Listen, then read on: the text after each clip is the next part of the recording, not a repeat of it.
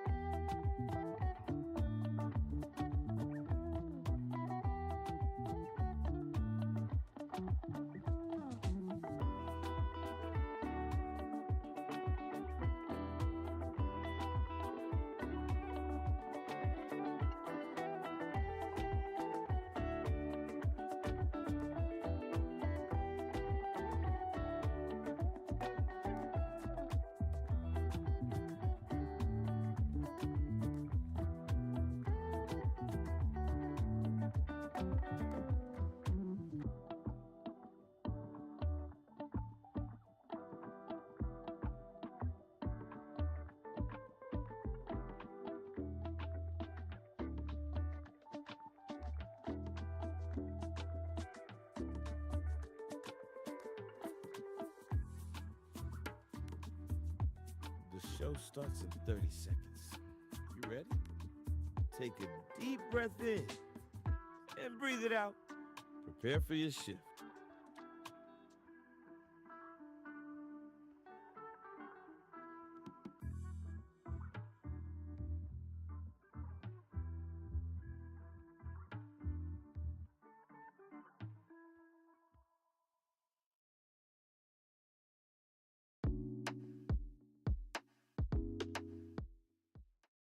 That was funny.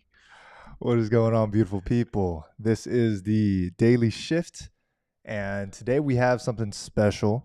Me and Andrew are going to do what we normally do, and we're going to build in public. We're going to talk about the challenges we have gone through over the past couple of weeks. We're going to talk about growth pains and really how you, if you're building something, if you're going through any seasons of growth, how you can also get through it with ease and kind of use this time to reflect. I think that's powerful. And by the way, for those of you watching, Leo has got the new camera all situated. So here we are with the lighting all beautiful and everything. So it's feeling good. Now, when Leo says we're going to share challenges that we've been going through, that is something, just so you guys understand, that is very uncomfortable for me. Because I'm the type of guy who likes to say, Everything's perfect. Everything's perfect. We're working on this beautiful development. We got this portfolio closing. We got this deal going in the real estate business. On the education side, we got events cranking. We got hundreds of people flooding into our challenges. Everything is incredible. And what we've been building with Truca, the community's growing. I like to share all the good stuff. But the reality happens that the person is made, the business owner, the leader you are becoming is made in the challenges, in the parts that sometimes are less sexy to share. And so I'm excited to dig into that and show the real and some behind the scenes and how we deal with challenges. So thanks for bringing this up, brother. Of course. I think that when we're growing every single day in different angles, it is easy to show the good parts. I was thinking last night of like the past 5 years, I never recorded the hard times. I only recorded the times where I looked good or things were going well, money was good. But when things were a little bit harder, I never pulled out the phone to record anything because I didn't want to show that. So I actually got the message last night of like, hey, start talking about the harder times and what's happening so that future you can look back and say, wow, you've grown so much. Yeah. So that's the point of this show is to really reflect on it right now, just you and I. And of course, just record in public at noon as we do every day. Absolutely. So where do you want to start? What's been some challenges you want to discuss that you think, number one, will help you grow, and number two, will help people who are watching and listening this, help them start to understand the challenges they're going through, maybe relate to it in ways that you can improve your business and personal life? I think starting with the question for you guys and for us is, what has been the hardest part about growing right now, both personally and in business? What's been the hardest part? You want to start? Sure. So I think for me, I always go back to years ago when I started this business, and I remember living in that grind and the hustle, literally sleeping in the office, sleeping I remember going to buy a house one Friday night, and the seller wasn't ready to sign. This is years ago, and it was probably 2014, and the seller wasn't ready to sign, and he said, can you come back in the morning and sign the deal? And I said, sure. And he says, okay, cool. I see you lived in Illinois, and this is Indiana. Do you have a place to stay tonight? I said, absolutely, the Drury Inn. I just didn't tell him it was my car in the parking lot at the Drury Inn. And I share that because I look back at those moments and I didn't really think about it because it was just what I had to do to build. And looking back in more recent times, I noticed the biggest shift for me has been when challenges arise. The bigger challenges actually are now arising. Bigger, back then it was a deal closed and either you made X dollars or you didn't. And now we have, thank you God, hundreds of people who are surrounding us, who we get to build businesses and do stuff with. And so now it's the ripple effect. And if the reps hadn't have been put in when the stakes were not as high, I wouldn't have been ready. We wouldn't have been ready for this segment that is now, I know, stepping into our purpose at the next level where we're able to impact more people. What goes through your mind? Nothing right now. Just so what goes through my mind is that we're working on so many projects. Yeah. And for myself, just feeling the need to say is that tomorrow topic will have a lot more structure. But today I'm going to use this primarily for understanding what goes through my mind as we're growing. I see the fact that we have so many projects in such little time. Yeah. So we're building all these projects, and then noon comes around. It's like, oh crap, what do we talk about? and I think it's a growth moment for us both to realize that we are doing so much and needing to build a bigger team, but then that takes a lot more work to train and build. And that's the growth pain I'm going through right now, is handling so many hats and a lot of creative output and making everything top tier as I want to make it top tier, but knowing that sometimes like a daily show has to not be so perfect because I didn't have the time to put it in. I think that's a powerful thing because, I remember, again, going back to the beginning, I remember the first probably 10 purchase agreements I got signed when I started investing in real estate. Mm-hmm. Probably I screwed up almost every one of them because I remember going to closing. And Sarah, my attorney, my very first attorney, Sarah Fandry, would look at the document and she'd go, Andrew, you messed this segment up. I'd say, do I need to get it re-signed? She'd say, no, I just prepare an addendum. Every single closing, she would just prepare an extra piece of paper for me to sign at closing to fix whatever I screwed up. And I look back on that now, and I realized when we first started helping others build their businesses, we teach this is a big difference, and I think this is powerful. We teach from what we know. You see a lot of people who teach from something they once read and haven't yet done, right? Which I think is one of the challenges that some colleges face. But we teach from things that we have gone through.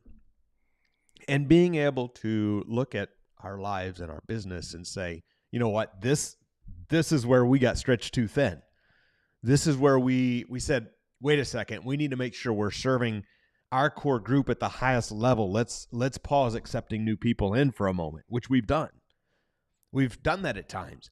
We will take and we'll put a pause on things because we say, wait a second, how do we serve at the highest level? How do we ensure we're building and growing? And I was reading a book about becoming a great CEO, and it's called The Great CEO Within, I believe. And it was talking about sequencing. And the bigger you get, so in other words, if you're running a business and you're doing $5,000 a month, if you are off on your sequencing by 2 months, well, gosh, you got to float $10,000, right? But if you're running a business and you're doing $5 million a month and you're off on sequencing, you got to float $10 million. And so as we grow and as we learn, everything leads to everything. And every level up, we have to learn new structures, new strategies, and new skills. Now, I have a lot more that goes through my mind there, but just throwing it kind of back and forth here. What else is on your mind that you want to share? Figuring out here, do I keep going, or are you ready to jump in? Yeah, I think that a lesson that I can learn in the moment is I remember in the past when I didn't sleep a lot, and I had a lot to do, I would feel sorry for myself. Yeah. And used to, it was like maybe an hour of feeling sorry for myself. And it's very maybe, throughout the months, a moment will come up and you'll see it, and for myself, like now I get it maybe 5 minutes in a month or in a couple months, I'll feel sorry for myself. And I think in moments like that, where pre-live show, I'm like, I really don't want to do this one today. And then it comes, I feel sorry for myself. And then my brain says, stop feeling sorry for yourself. Get over it. Get back to work. And honestly, every time I've done that, I've grown beyond my limits because I just never done it in public. And of course, I understand that people don't see that. But in my mind, it's so loud. It's like, hey, you're feeling sorry for yourself right now. Stop. What are you doing? And then my mind goes, all right, we're getting up at 4 a.m. We're going to work so hard. We're going to do this stuff. So I never have to feel that again. But was that a commitment to get up at 4 a.m. tomorrow? Potentially. So something I want to do is talk about the weight of growth and how everybody here is a leader, is becoming a leader, is growing in their business. People that are going to watch later on, they're all leaders. And I think that growing in front of people, growing live is actually one of the greatest things that you could do. It's actually one of the greatest strategies that we've used. Yeah. One of our mentors told us, build in public. Type in the chat, build in public. It is one of the best business strategies that you can possibly use to fill your events, to get new customers, to build raving fans, to create a community base around you when you simply show the hard times, the good times, show what you're building. Hey, we just went to the venue, show that part. And every single piece, make them feel like they're a part. But it's been very difficult. Yeah. Why do you think it's difficult? For me, it's because I went 4 years on social media trying to be perfect, trying to show just the highlight reels. And then this is the only year where I've been very genuine about my growth and very genuine about the hard times. Yeah. Because as you know, when we turn on the camera, it's not different, but it's like it's performance. It's hey, I'm teaching, I'm serving here, but 3 out of 7 days of the show, I'm like, yo, I don't want to do this. I don't want to hop on right now. But then you get into it. Yeah. So it's also I'm learning to show the authenticity and show like how I'm feeling in the moment. but it's so uncomfortable because people are watching us as we're doing that.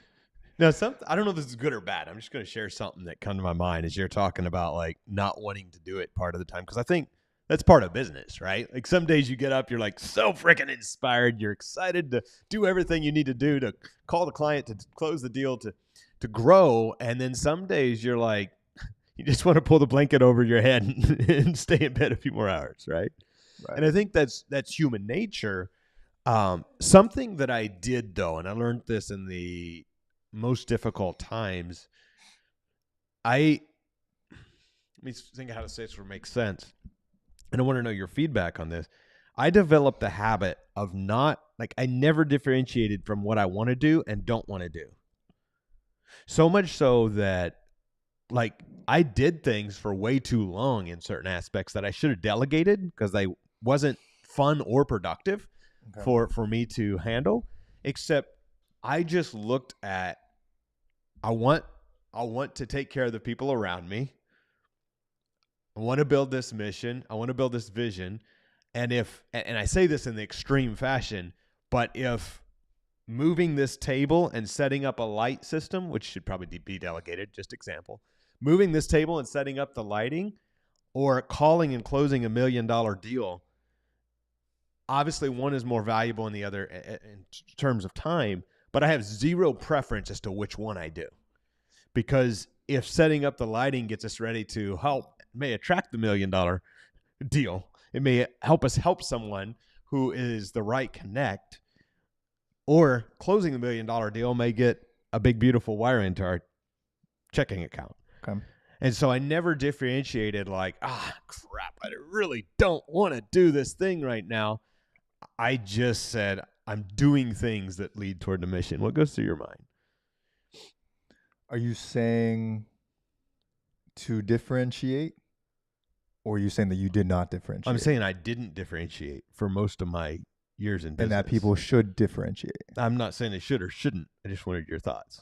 Okay. I think you have a philosophy, and I completely agree, of MWAs, like minimum wage activities. Yeah. For example, I spent 3 hours messing with, not 3 hours, 1.5 hours, setting up the camera angles and everything.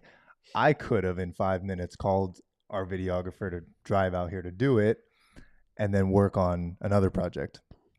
And I think I realized that, and that's still the tension of growth that I'm going through, where yes, I could call them, but then they're going to have to drive over here and I'm going to have to explain it, and then I'm going to have to do this and show them how I want it. I would rather just do it and get it done. Yeah. Which I know is the trap of an entrepreneur, is that I could do it better. Let me just get it done. But I think with growth, I'm realizing that yes, I could have called them and they could have done 80% of the job as good. And I could have gotten so much more done on this project, but then the stress wouldn't have been there. So that's something I'm learning. That's cool perspective. Something else I think of is, how do I determine what needs done and make it the most likely to happen? So for me in business, there's certain items that have to get done. You know, if you're whatever business, you got to have leads in any business. You got to have leads. You got to have new clients coming in, new lead flow, whatever that means. Whatever you're making money off of, you have to have somebody communicating with the world, whether you're doing real estate, social media, whatever. Somebody has to communicate with those leads and turn it to potential profit. So I look at it and say, okay, if these items must be done, how am I most likely to accomplish getting that done? And so I would look at it and be like, oh, all this crap needs done. I'm overwhelmed. Now I look at it and say, okay, what's the top items that must be done for revenue producing activities, example? And then the other items that I deem as less important, how, instead of them getting dropped, do I ensure they're still likely to get done? And so I'll give you an example. There's seasons we go through, or in our building phase right now, where running 3 companies, a few weeks back, I scheduled some 5 a.m. meetings. So I got up at 3 in order to knock out my morning routine before the 5 a.m. meetings. Because I knew if I scheduled them during the day, they were not likely to get done because my day was full of other work. So I said, okay, I'm going to make this likely to get done by, in that case, for a few short nights, not long term, but skipping a little bit of sleep. And then other times I look at it and I'll text, my assistant and say, hey, can you handle X for me? Let me know if you need more items from me. Right.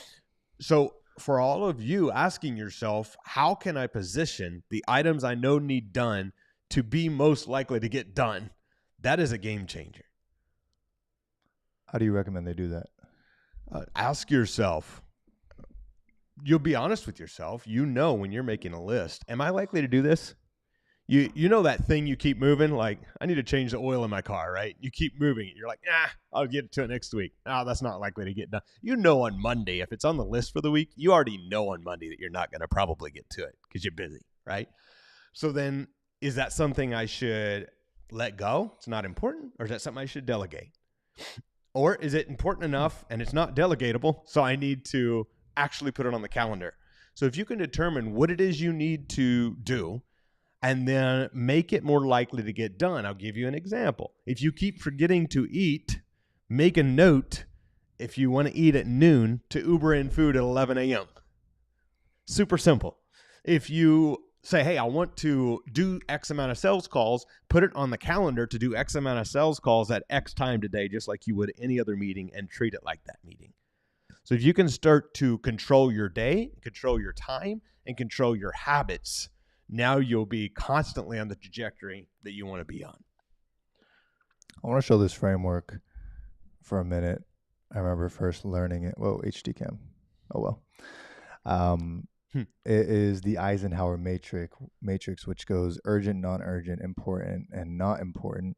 And I remember using this in the very beginning of my journey, before I had the discipline, to at least look at what parts of my life, what parts of my items are the most urgent, are the things that I need to do right now. And if you take a screenshot of this, I'm going to go back to the main camera. But this, in addition to the 2-minute rule, was big for me. And I want to talk about that, and then we'll go into the deeper aspect of why I used to, and a lot of people used to just move an item to the next hour and the next hour and the next hour.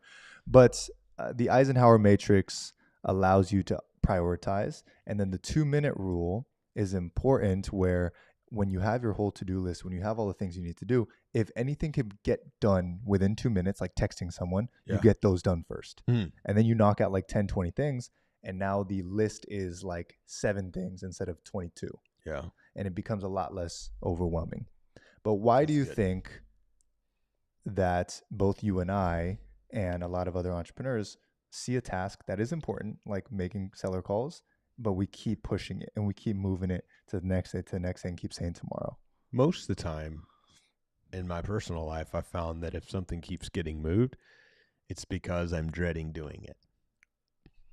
Now, if some urgent thing, if a house is burning down, of course, you're going to move your schedule a bit.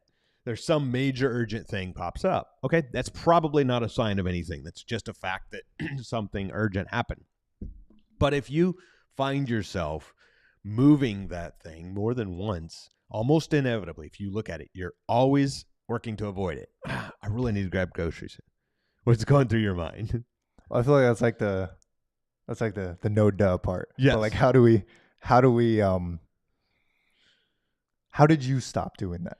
So I, number one, became aware, back to honest with myself. Is this likely to get done? I put on my calendar, go, wait, this is the item I keep moving. And then either I say, I'm going to find somebody else who can do this, or I'm just going to do it. And the habit for me, because I would never on purpose tell anybody anything wrong, would be accountability, which would be, for example, you. I would say, hey, Leo, I'm going to do X at 3:00. Now it's 2:59 and I'm going, I could move it. Nope. Promise Leo I was going to do that thing. I'm doing it. Because otherwise I would feel like I needed to not lie to you, to call you and be like, hey, bro, I didn't do that thing. And I don't want to have to admit that. So it's the pain of doing it is less than me calling you saying, yo, I'm moving this thing. Yeah. So here's what I'm hearing and learning from you, and a lot of what we teach is that there are always inevitably things that we don't want to do, Right. or that scare us or make us feel certain things. But then eventually we create a tool to overcome it. Yeah. And that has been our whole journey of everything. If we have a cash flow crunch, we need to make 50 grand in a month, or else we can't get to the next month. We eventually create something to get out of it, right? And then we realize, hey, we can't keep doing that every month. So we create a system to make sure 50K a month can come in. Yeah. Right. And that same thing for 1K, 2K, 3K a month. We find out that we don't want to do a task on our calendar, and we listen to our voice. What is our voice saying? We're trying to avoid it. Yeah. Okay, that's a big thing, because avoidance, trying to avoid the money-making thing, is going to lead you to, what is the word? Brokenness. Poverty. It literally leads you to poverty. Yeah. And that needs to be talked about so much more. If you keep avoiding the money-making activity, the main money-making activity, you will go straight to poverty. And this comes back to being afraid to buy or sell. And that's when the economy stops. When people get fearful about the upcoming market and stop buying, that is the definition of a recession. Right. And you don't have to have a recession in your house. And the way we do that is we love to provide incredible value that we get paid well for, whether that be in buying investment properties, whether that be in offering services to other people, whether that be in helping other people make money. Service-based business, doesn't matter the business. If you're offering value to the marketplace that other people are excited to trade money for, that eliminates the recession. So when you have a flow of energy, money is energy. When you have a flow of energy, then the money doesn't have to stop. But the challenge is, especially new entrepreneurs who perhaps have a resistance to selling like I used to, would do every freaking thing except the thing that makes money, right? So it's sometimes easier to organize the desk, and it's sometimes easier to make a list, and it's sometimes easier to organize the calendar for the next 17 months. And it's sometimes easier to go to the grocery store and decide to make dinner instead of doing the one thing that would eliminate any recession in your house, which is pick up the phone and talk to people who are excited to give you money for your product, service, or whatever you provide. And I think that's for me, been the difference maker that's always comes back to the reality of selling solves most problems. And if you can solve other people's problems, it solves your problem. 100%. I want to get back on the track of growth, because I think it's a very uncomfortable topic, so it's very easy to go around and start teaching. Yeah. Because it's where we're comfortable. But in terms of growth, let's go. I wanted to do two things. One thing I wanted to do was go into a bit of Bible study, just for a quick moment to understand it biblically, and then go through the other prompt, which is, what is one thing that we're not great at yet, but trying to get better at? And I ask that because so many people, including us here, there's pieces that we're trying to get better at, whether it's content, whether it's sales, whether it's communication, and we're not great at it yet. But if we just waited another year or 6 months at continuing to build that skill set, 6 months later, you're great at it. Or a year later, you're great at it. And being great at sales is going to help your next 10, 20 years. Yeah. But if you allow the feeling of not being great at it to stump you, and you never get great at it because of that, that's a big problem. True. So what is something right now for you that you don't feel so great at, but you are becoming greater at? Leading a team of 13 people. Tell me about that. So for me, it is very much a entrepreneurial curse. What got you, I was watching Patrick Bet-David the other day, someone who I enjoy what he has to share. and he was describing, and it related so well because he was describing the difference between 0 to 100,000, and then 100,000 to 1,000,000, and then 1,000,000 to 10 million, and then 10 million to 100 million. And he was describing the levels of entrepreneur that you got to be at each of those levels. And it took me back to 2014 when I wrote down my first goal, and I was like, if I could just have 10 investment properties netting me $200 a month, that'd be $2,000 a month. I would be rich. And so looking back 11 years ago, thinking of this $2,000 a month number, I was like, I just got to grind. I just got to hustle. I just got to call people and get somebody somewhere to say yes. So I started doing that. And that's what got me to the first 100 plus properties.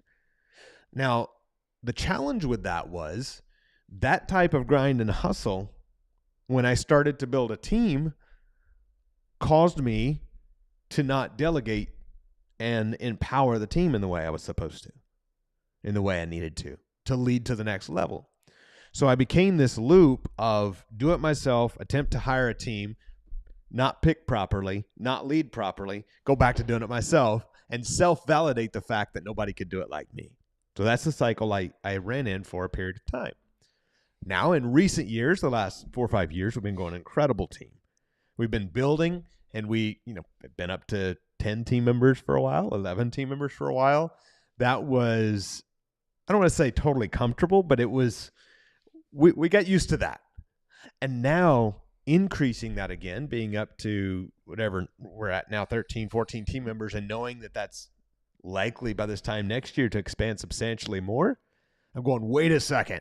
I don't want to live in a loop like I did on the last segment. So at this next level, I'm going to determine to read books, get the mentorship, get the coaching, get the masterminds, get everything it needs I need in my sphere to grow more rapidly so I can cross that bridge to that next level in a much quicker fashion.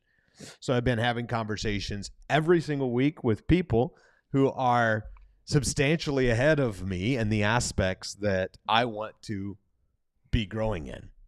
And that's been what I've been working a lot on and focused every waking hour that I'm not working on active projects and building on becoming. And I will tell you, I've seen you grow substantially in those things. And I listened to some of your calls that you're on, and you've kind of embodied it quite a bit more, and it's been speeding up your growth. Thank you. Yeah. So it's good. I appreciate that, brother. And it feels good. And I trust as you're hearing this, it feels really good when you're putting in the work. And sometimes, I'm me. I see me in the mirror every day, and I'm having the conversations every day, and you believe you're working on things, but sometimes your view of that can be skewed. So hearing your perspective coming in on that is very encouraging. Something I've been thinking about lately is the, Kobe Bryant, Michael Jordan, their absolute obsession over being the great at their thing. Yeah. And while I've kind of skewed away from it sometimes because I want to do so many things, because I enjoy doing so many things, I think there is a mentality that we can find of like healthy obsession over getting so good at the driver, the bundle of things that move the company, move your purpose forward. For example, you, like you're saying, is being an integrator, being a, operator, CEO, and then myself is being a visionary, right? And that's what I would say for mine. I'd like for the past 2 years to think that, I'm great at this, but I'm so new at it. And if we put me with the top 500 visionaries, I'm in the lower scale, much lower scale. Maybe not even maybe I'm not even in that group. And I think that type of honesty with ourselves makes us gives us that drive to say, I want to be in that top 500. I want to be in that top 100. Then how do I find that obsession towards the 5, 10, 2, 3, however many things that I have to get really good at, right? Leadership, charisma, communication, systems, and obsess over those things.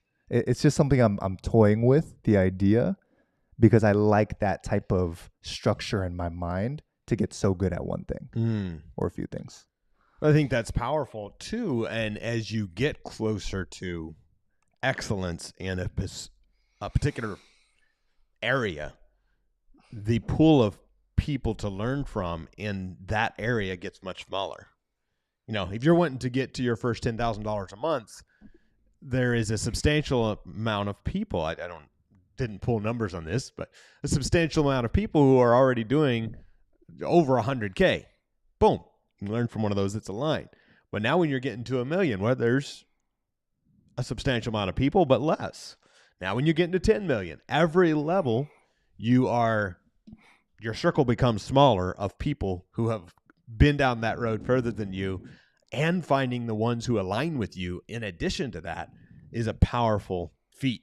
And I think that's something, back to the honesty with ourselves, saying, hey, where am I in this thing that I want to be excellent at?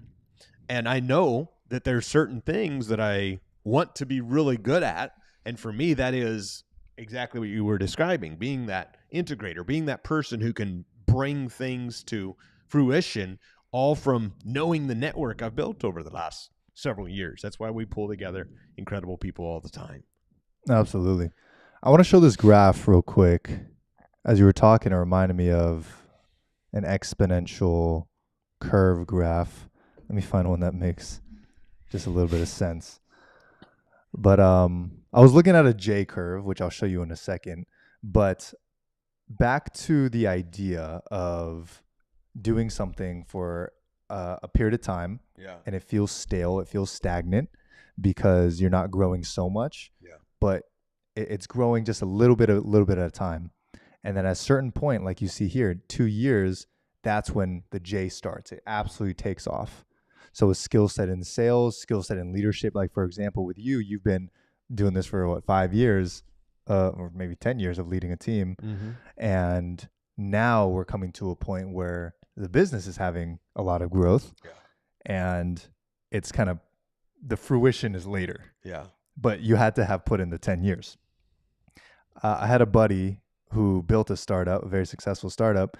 He showed me this graph, which is the startup curve. And it essentially shows, when you first create this idea and you're excited and you got a lot of sales going, it takes off. And then it goes down into the trough of sorrow, and you kind of stay in there for a long time. And then you start to get little wiggles of hope. And then eventually you hit the promised land and you start to grow up.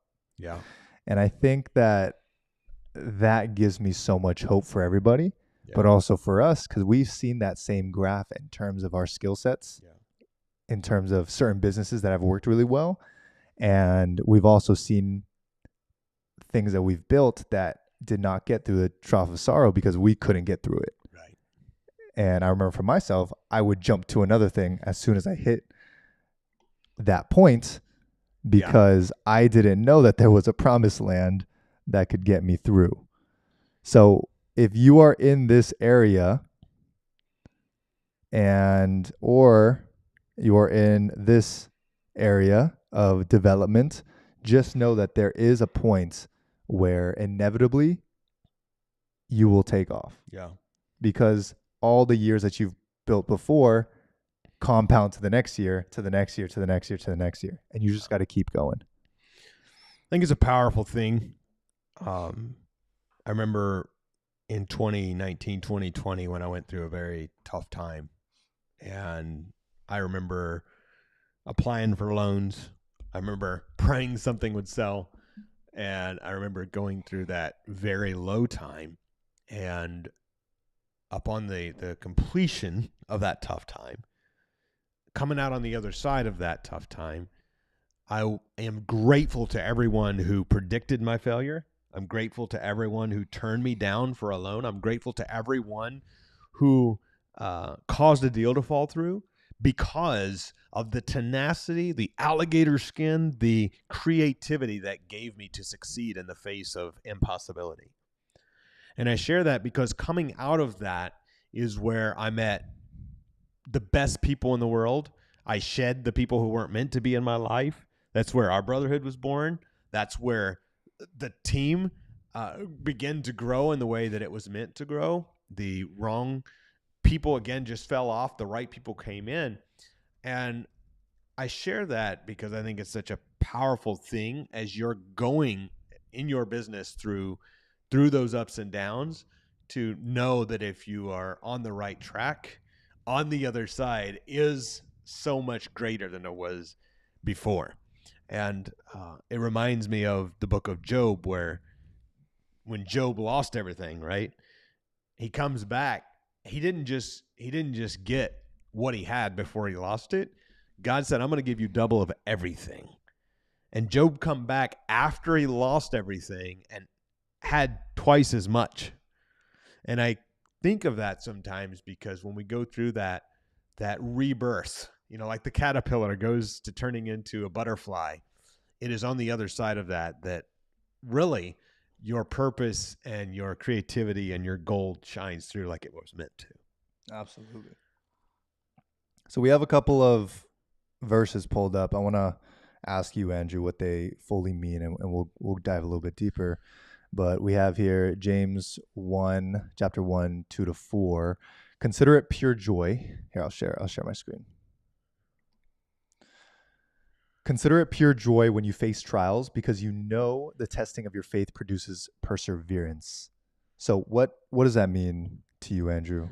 And what is the context of it before we look it up? So another way that it's put in the KJV is it says, count it all joy when you fall into diverse temptations, knowing that the trying of your faith worketh patience. Worketh. Little KJV English there for you. So count it all joy when you fall into all sorts of temptations of all kinds, knowing that the trying of your faith, the tension on your faith, builds the muscle called patience. And that's what that means to me, is as you're looking at the challenge, when you're in the gym, you're not going, oh my gosh, this dumbbell's stupid, I can't believe it's heavy. You're going like, you picked up the freaking dumbbell to get resistance to build the muscle, right? And so when we start to look at the challenge in our life, rather than being like, oh my gosh, I can't believe this deal's going sideways, I can't believe that this fell through, I can't believe, we're looking at this and we're actually not just being okay with it, but we're counting it as joy. We're saying, thank you, God, for what I'm learning in this moment. We're counting it all joy when we go through trials, temptations, and problems of all sorts, knowing that the patience, the muscle, and the wisdom that is built through that gives us the ability to be who we're called to be. I like that. That's a good mindset shift here. And I want to pull it up because, again, hey, always trust GPT. Yes. But let's see what it says. Let's see if it's correct. I'm kidding. Let's see if it's correct. I want to change this camera also so we don't. How do I do that? Can I do that live? I don't know. 5, 4, 3, 2, 1. It's fine. I'll just. There you go. Perfect. Okay. Consider it pure joy, my brothers and sisters, whenever you face trials of many kinds. And it says here, what does that mean? Consider it pure joy. Not because trials are fun, but because they mean something. This is a mindset shift. Trials equals training, not punishment. Okay, you said that, right? Mm-hmm. Whenever you face trials of many kinds. It doesn't say if, it says whenever. Trials are guaranteed in growth. That's something I think about so often. In order for us to grow, we have to go through trials. Yeah. Because that is what shapes us. That's what puts us through resistance, which teaches us to, the next time something comes up, we had some pain, so we don't do that at the same time. That's how we learn as little baby Andrew and baby Leos. Right. Because faith isn't blind. It's rooted in knowing that there is a purpose in pain. By the way, guys, when I show this on GPT, it's really to inspire you guys also to break things down with GPT. Use it for a great purpose, knowing that it's not going to be 100% accurate every single time, but at least it gives us the pathway to understand things in a very, very simple way. So the testing of your faith produces perseverance. God allows resistance to build spiritual muscle. Testing is not equal to failing. It's training for the version of you that can carry your calling. It's beautiful. I think that's a powerful breakdown of that. Thanks for sharing that. I think when we No, there's a verse that says, "Think it not strange," about so many words. I'm going to screw it up a little bit here, but think it not strange for the fiery trial that's testing you, as if you were surprised that you're going through a challenge. How can we not think it's strange or not think it's off? And this goes back to the mindset of knowing that every pain has a purpose, every challenge has a growth moment. And that's why I said I'm grateful to everyone who, for good intent and for bad intent, attempted to stop me, because it built my tenacity in a way that prepared me for the next level that I was meant to. And I think that's such a gift that we do every day. We build each other up. That's what brothers do. And we constantly lift up. And also it's knowing that, hey, God's got us, we got us, and we're surrounded by an incredible group of people. And if we can not be taken by surprise, don't be surprised when things go sideways. It's literally part of the deal. Somebody called me the other day, disappointed, and says, this deal fell through. And I said, yes. And they said, I can't believe it. Like, I don't want the deal to fall through. And I said, true, except I would think it was weird if a deal hadn't fell through, because that's part of the business. A deal will fall through. And most of the people you talk to, you're not going to end up doing business with. You're going to have to call a lot of people to get a yes. And then I heard someone ask, if you knew it was that 23 more no's got you to your next $1 million payday, how quickly do you think you could get those next 23 no's?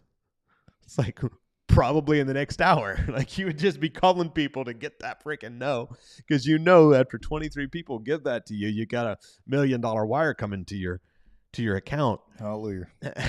And so knowing that, except it's business. We don't know if it's 23 more or 2,300 more. But we know that if we are doing the thing that is working for someone else, it's likely to get a similar result. But we know that it's not going to be easy. If it was, everybody would be doing. So look for more no's. Yes. That is what actually helped me break through the fear of rejection when I first started in sales, was try to get the no. Yeah. And it doesn't mean like try to say something to get the no, but just keep going. The next verse that I want to go through, this is a bit of a selfish one because I've been studying it, but I think it's going to help us. This is a good one. Where it is John 15:2. Every branch that does bear fruit, he prunes so that it will be even more fruitful. So what does pruning mean? Pruning. Well, back in the garden days, we would prune the plants. We would trim off the dead ends so that they weren't sucking life, and clip them off, trim them off. And that way, all of the life, all the water that's coming up into the root could be given. All the life could be given to the producing branches. You don't want an apple tree hanging out 3 dead branches that are sucking life out of the apple tree, but not bearing any fruit, not producing apples.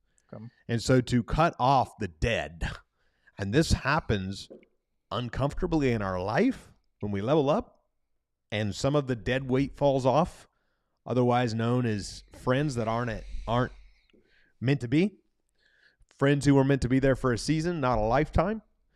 And as you prune your life, as you prune your activities, you become way more productive. So it's saying that he prunes the fruitful tree, he cuts off the dead pieces, and that's a painful process. I like that. Let's show this here. This is the last piece we're going to go through. So we're gonna check GPT, see if it's right. Think of it like a fruit tree. If it's growing wild and unchecked, it might have a ton of branches but less fruit. So the gardener cuts some parts back, not to hurt it, but to help it grow stronger. So that is in the essence that God cuts back what is unnecessary. Absolutely. What are some of the things that he cuts off though? Like what is not the analogy, but like what are some examples? Well, a couple of examples. You could take it super practical and say you have a lot of things on your calendar of scrolling social media and other things that are absolute time wasters. And while they take time, they don't really produce. It could go a little further. What if there is friendships that weren't meant to be? What if there is activities that drain you? Perfect example, not beating up on somebody who likes to have a drink, but I see people in the past who have gone out and stay up till 3 a.m. drinking and come in the next morning super late, not clear-headed. And I'm going, what's the benefit, right? And so maybe that's something that you cut out of your life, saying, hey, I will be more productive and feel better to lose the old habit that drags me down, whatever that is. Okay. What God might prune. Distractions masquerading as opportunities. Not every good thing is a God thing. Very interesting. Sometimes he removes what spreads you thin to focus you. We talked a bit about that today. Number 2 is relationships that drain you or misalign you, as you just said. Amen to that. I think a lot of times some people are here for a season, but there's a lot of people who hold us back. Yeah. And I think eventually they remove themselves, or you have to remove them. And that is God kind of showing you what was for you and was not for you.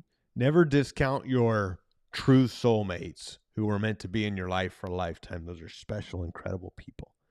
100%. Also, never get tied to a seasonal friend, someone who was meant to be there for a few weeks or months to help you grow, believing they was meant to be there for a lifetime, because that would hold you back forever. Wow. I feel like we can go a whole nother session on this, but I'm gonna move forward and wrap up here. You can screenshot it if you want to, but I think what overall in this, what I'm learning is that growth is so necessary, but it comes with a little bit of thorns. It comes with a little bit of hurt. Yeah. But those things are inevitable, right? They have to come up. They've come up in the past. And while we can protect ourselves as much as we can, know that along the way of growth, you allow yourself to go through a little bit of tumble, a little bit of scraped knees, a little bit of pressure, but on the other side is a greater version of yourself. Yeah. And I think on this live, it's cool that in the beginning it was like, I really don't want to be here. And I feel so sorry for myself for some reason. And now it's like all of it's gone. The mentality's gone. I'm in a new place. But if you can just go through that little bit of time of, I guess, pruning the negative thoughts, then it's okay, you're back. It's like I just had a Snickers bar. Right. But instead it's just, you just spoke through it. But I think that's a perfect example. You brought to my mind was when Dad pastor at church, and at one time, running the construction company, doing bids at nights, knocking on doors, doing services 3 times a week, plus nursing home ministries, plus I don't know how he kept it up raising 6 kids. And I see him doing all these things, and then someone would miss service because they wasn't feeling well. And I very consistently hear my dad make mention, there's certain times I don't feel like going either, but if I just push through, about 10 minutes into the service, I feel better. Yeah. And I think about that, this show, same scenario, or your life or your business. You just say, hey, I don't feel like doing any freaking calls today. About 7 minutes into the call, as you go, this is kind of fun. Maybe I'm made for this. And I think that happens in every aspect of life. And that's where motivation will come and go, but discipline will keep you on the right track. And that will only happen when you're surrounding yourself by the right people who consistently lift you up and sometimes push you a little. And it's not talked about enough how good discipline actually feels. Yeah. I think it's very commonly talked about as a hard thing, discipline, it hurts, it's this. But also it's a very enjoyable thing. And I think that's what I was getting at early in the show when I said I've never really differentiated between what I like to do and don't like to do. Because to me, if it was something I committed to, it doesn't occur to me I'm not going to enjoy this. I committed to do this. Enjoyment is not even on the radar. Just when I always assume I'm going to enjoy it, but enjoyment is not really on the radar. It's the fact that I'm doing the thing I committed to do, and that feels really good. I like that. Well, let's wrap up, guys. It has been a great, fantastic day. I appreciate you guys for being here. And shout out to you, man, for pushing through and for delivering incredible value and sharing your gift, even on days you didn't feel as much like it as you do other days. God is good. All the time. All the time. God is good. All right, beautiful people. We will be back here tomorrow, same time, same place. And I urge you guys to feel the growth. Ask yourself, what are the things that God might be pruning from my life? Yeah. And maybe the pressure you're going through is the privilege so that you can live a greater life, so that you can be closer to God and build the things that you really want to build. Thank you for being here. We'll see you tomorrow. Same place, same time. Be blessed. Bye-bye.